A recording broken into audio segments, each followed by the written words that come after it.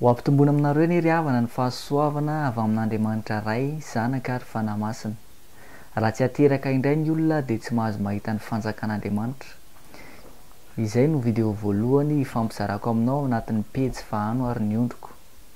Raha tsy ateraka indray ny olona dia tsy mahazo mahita ny fanjakan'Andriamanitra. Ao amin'ny Jaonina 3 no misy azy io.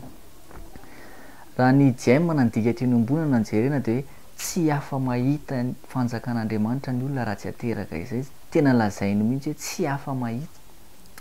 Satria maro amintsika ry havana no mihevitra sy mieritreritra fa ny fanaovana asan'Andriamanitra, ny fanaovana ny asa fanompoana maro isan-karazany, ny fidirana sampana maro isan-karazany, ny fanatanterahana ny sakramenta toy ny any batisa, ny fandraisana fanasan'ny tompo dia efa ampy ho antsika izay ary efa fahazona antoka fa andovan'ny fanjakan'Andriamanitra ny olona anankiray. Tsy izany anefa ry havana no tiany Jesosy ambara amin'ny Nikodemosy eto. Fa inona moa no hoe ateraka indray? Raha mijery sika ny teny hoe ateraka indray ao anatin'ity Jaonina 3 ity dia misy un kely eo ambony na hoe deux kely izay ery ambany ery ny fanazavana azy. Misoratra hoe ateraka avy any ambony. Ohatrany ahoana moa ilay hoe ateraka avy any ambony? Ity dia tsy sahala amin'ilay resahan'ny Nikodemosy eto hoe atoka ahoana indray niverina any an-kibony ireny, fa hoe ateraka avy any ambony. Izany hoe ilay ny maha-izy an'Andriamanitra no mirotsaka amin'ny olona anankiray, fa tsy ilay hoe fahaterahan'ny olombelona. Io dia misy identité hafa mihitsy, miala tanteraka ny maha-izy azy anao, fa eo no mitomboka ny fiainam-pahamasinana. Ao anatin'ilay diagramme de Engel dia eo ny atao hoe niveau 0. Izany hoe eo ny olona miamitombo ara-panahy, eo ny dingana voalohany ahafahan'ny olona anankiray mandroso eo amin'ny fahaterahana indray io.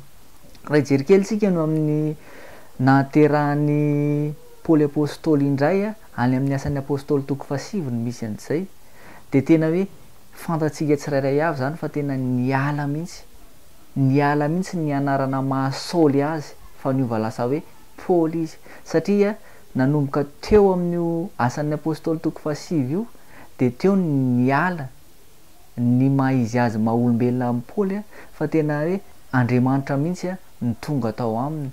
Dia tsy gaga tsika raha mahita ny hafanam-pon'ny Paoly nanompo an'Andriamanitra.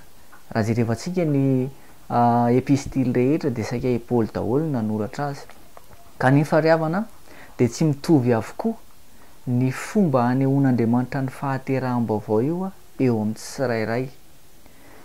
Mety hoe kapok'Andriamanitra ny en'ny sasany, mety hoe mientoroteny ny sasany, mety hoe amin'ny alalan'ny fitoriana filazantsara, amin'ny fanaovana tafika masina, amin'ny haino aman-jery maro isan-karazany, fa indrindra ihany koa amin'ny fanaovana video tahaka an'izao.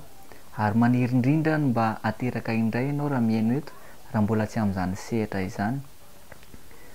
Fa misy koa ry havana ny dingana tokony ho hita ao anatin'izany fahateraham-baovao izany.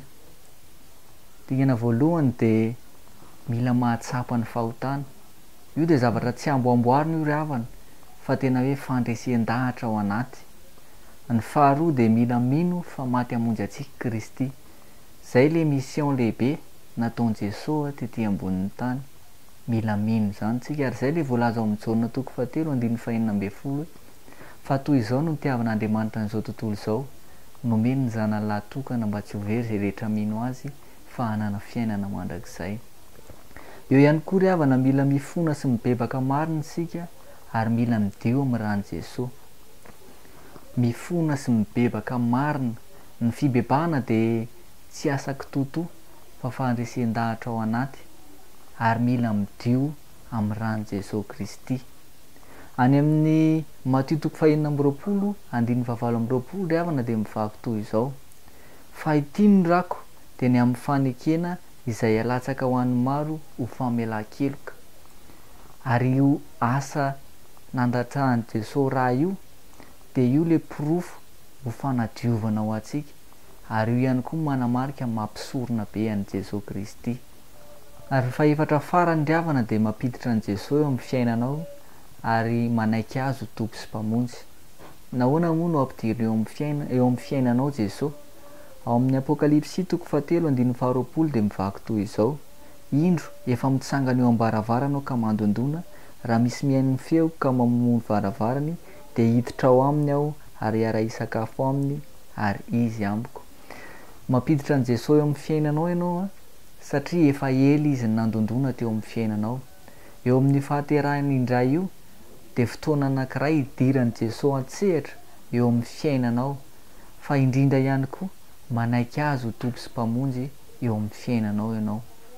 Ry havana malala, efa ho avy ny tompo. Mila ateraka indray izao sy ianao, mila ateraka ao amin'i Jesosy Kristy fa tsy ateraka amin'ny anaram-piangonana. Amen. Allo Zuge, allo Zande, ho avy ny